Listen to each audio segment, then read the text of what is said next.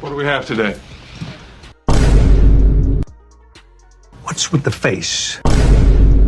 Let's roll the clip. This is what I've done. And so, what you see is a different culture. That's a conversation we never get into it really about in professional sports, but primarily the NBA, where you got cats and they go at NBA players and stuff like that. Like, you bring up LeBron. You ever see LeBron go at a white boy?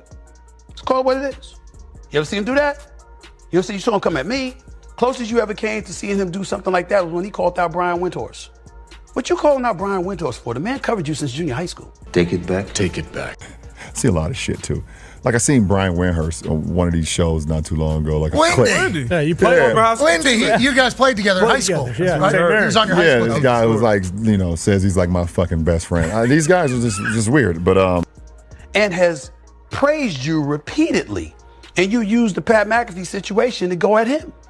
You understand? And that's the only time you ever seen LeBron James, really go at somebody white. I'm gonna call it what it is. So we understand each other. I understand a lot more. And I'll divulge to my boy. Shall we begin? Stephen A. Smith didn't just talk, he detonated. Sitting on the Pivot podcast, he leaned forward, locked eyes with the camera, and dropped a question that sent shockwaves through the entire sports world. You ever seen LeBron James go at a white boy? You ever seen him do that? Instantly, the internet froze. Because Stephen A. wasn't just tossing shade, he was calling out the king himself. Stephen A. Smith just went on the Pivot and called out LeBron James for something no one else dared to say. He accused LeBron of targeting black media members while staying quiet when white commentators disrespect him. And here's the crazy part, he's not wrong. LeBron does have that pattern. But in exposing LeBron, Stephen A. accidentally exposed himself. Because he does the same thing. So stick around because we're breaking down why both of them are right, why both of them are hypocrites, and how this entire moment reveals the uncomfortable truth about race, power, and selective outrage in sports media. Stephen A.'s critique, he wasn't lying. Let's start with what he actually said. On the Pivot, Stephen A. claimed LeBron is quick to clap back at black media figures, Stephen A. himself, Shannon Sharpe, Brian Windhorst, but when it comes to white commentators who've said worse, LeBron stays quiet. And he had receipts. He pointed at Chael Sonnen, the former UFC fighter turned ESPN analyst who spent years accusing LeBron James of using performance-enhancing drugs, specifically EPO. Not once, not twice, but across multiple platforms like Andrew Schultz's show and Patrick Bet-David's podcast. Over and over, Sonnen flat out said LeBron uses EPO. That's how he keeps going at this level at his age. Well, what did LeBron do? LeBron had done something to me. And he was coming to UFC fights and he wasn't doing autographs, and it was just one of these things that rubbed me the wrong way. And he and I have one thing in common. We use the same drug dealer to buy our EPO. And I don't see anything wrong with that. Like, there's performance-enhancing drugs, and they'll come out and try to tell you those are bad things. Performance and enhancing are good terms. You can pin that on me all you want. If there's something out there that can make you better, I'm not going to lie about it like a lot of other. Those aren't small accusations, they're career-killing ones. The kind that, if false, could lead to lawsuits and media chaos. But LeBron? He's never said a word. No statements, no lawyers, no denials, nothing.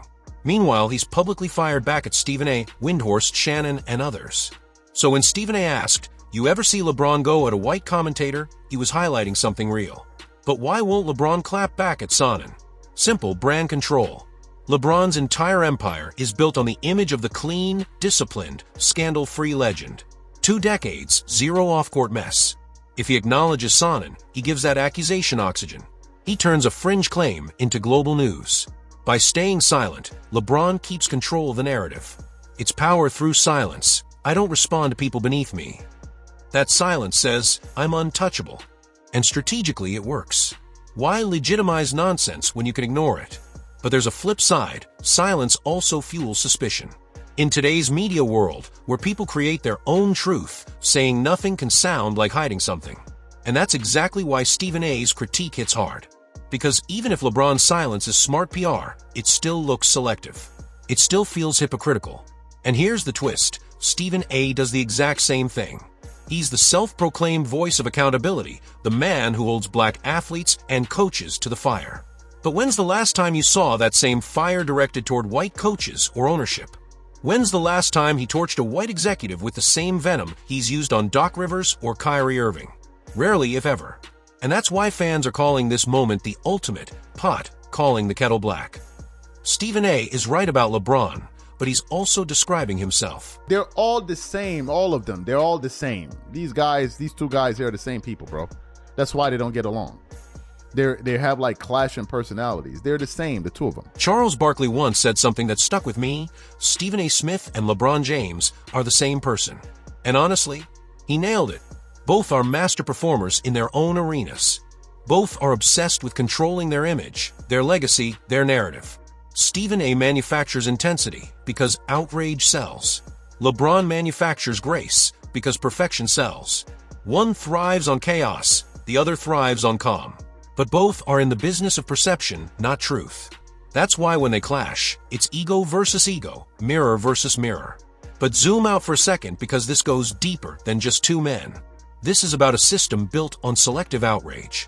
LeBron doesn't go after white commentators because it's dangerous. It could become racial, political, or brand damaging. Stephen A. doesn't go after white ownership or white coaches because it risks access, opportunities, and the relationships that keep his career alive. So, they do what's safe. They target each other. They stay in the lane that pays. That's not coincidence, it's conditioning. It's survival in a system where calling out real power can end your career.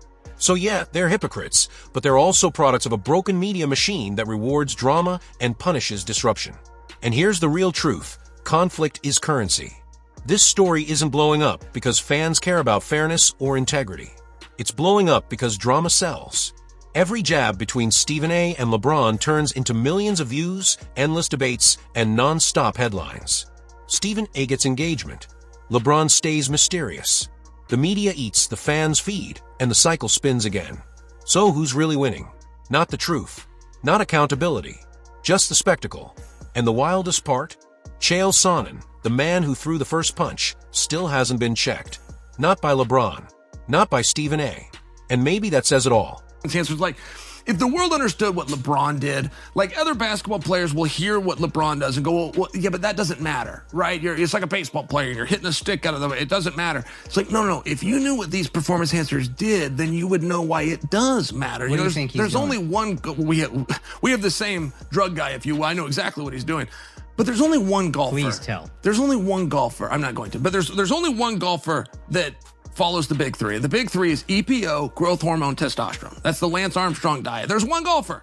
EPO matters. It's the reason LeBron takes it. It matters. And if other basketballers understood what it did, EPO increases your red blood cells, which gives you endurance so you can play all game long. You can shoot in the fourth More quarter red blood just like cells, you more shot in the oxygen fourth in your minute. red blood cells. Okay, yes. got you. It's the king of performance enhancer. He said LeBron's been using EPO, growth hormone, and testosterone.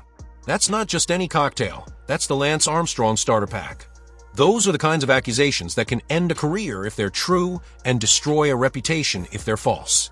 So here's the real question. Why hasn't LeBron done anything about it? There are really only two possibilities. Either he knows it's nonsense and refuses to dignify it with a response, or there's a sliver of truth in there that he doesn't want dragged into the light. I'm not saying I believe Chael Sonnen. I'm saying the silence feels off, especially coming from someone who guards his image, like it's Fort Knox. This is a man who's gone after people for way less. Remember when Jeff Teague joked about LeBron being on something earlier this year? His camp made him retract that in a heartbeat. But Chael Sonnen? He's been repeating these accusations for years, and LeBron hasn't said a word. That inconsistency, that's what people notice. Not because they believe Sonnen, but because LeBron's reaction pattern doesn't add up. And when that happens, people start asking bigger questions. Because this isn't just about rumors. It's about race, power, and visibility in the world of sports media. What's really happening here? What's the deeper layer behind the back and forth between Stephen A. and LeBron? The truth is, it's about how black figures in sports media navigate power in a system still dominated by white ownership and white executive control. Black voices in that space often feel the need to overprove their objectivity, to critique each other publicly just to show they're not playing favorites. It's survival politics. That's why Stephen A. goes so hard at black athletes. That's why LeBron stays quiet when white commentators attack him. Both of them are trying to move carefully in a system where one wrong move can cost them everything. And that's tragic, because it means the real battles never get fought. The real accountability never happens. Instead, we get public feuds between black figures while the actual power structures remain untouched. Now, let's get to the final word. Two mirrors fighting each other. Let's be honest, Stephen A's right about LeBron. LeBron does choose who he confronts, and race and risk definitely play a part in that decision. But Stephen A does the exact same thing. He's just as selective. He critiques black players with a fire he rarely brings to white coaches or front offices. So this isn't a story about one hypocrite, it's a story about two reflections trapped in the same game. Two people who expose each other's flaws while ignoring their own. And that's what makes this conversation bigger than them. Because this whole thing exposes the system they're both part of, a system that rewards selective outrage, fuels conflict for clicks, and turns authenticity into performance. Until that system changes, nothing else will. We'll keep getting more feuds, more headlines, more noise, and no progress. If you're still here, it means you care about seeing through the drama and understanding the bigger picture. That's what we do here. So if you haven't yet, hit that subscribe button and turn on notifications.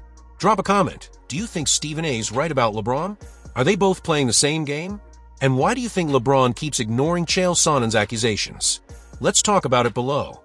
Thanks for watching, and I'll catch you in the next one.